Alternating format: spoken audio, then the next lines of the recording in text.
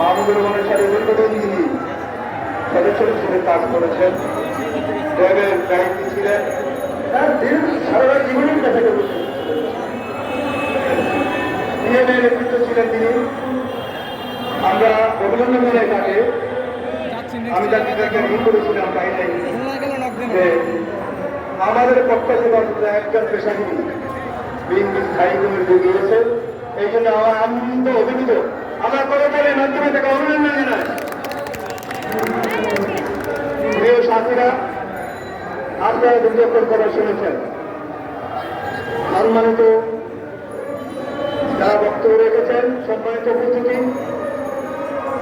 আজকে আমরা আমাদের দুর্ভাগ্য করতে পারেন যে একটি অন্তর্বর্তীকালীন সরকারের কাছে আমাদের গাড়ি জানাতে হবে মাহমুদুর রহমান নিয়ে আমার দেশটি। এটা একটা দুর্ভাগ্য, কারণ স্বৈরাচারী শেখ হাসিনার পতনের পরে আমাদের আশা ছিল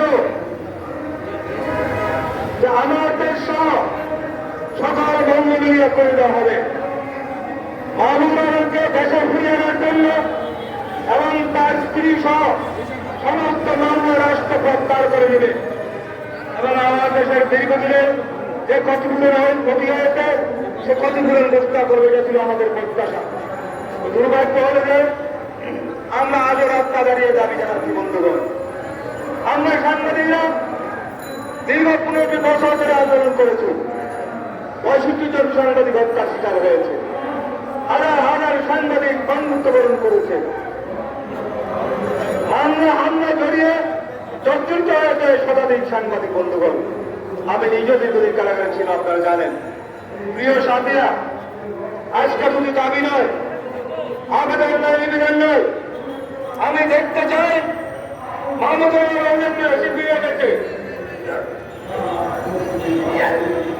আমি দেখতে চাই আমার দেশ খুলে গেছে, আমি দেখতে চাই আমার দেশের পরিবার তাদের ক্ষতিপূরণ পেয়েছে। এর যদি অন্যতা বা ব্যর্থ ঘটে তাহলে বর্তমান সরকারের সাথেও আমাদের সুমধুর সম্পর্ক থাকবে না। আমি পরিষ্কার ভাষায় এটা বলে দিতে চাই।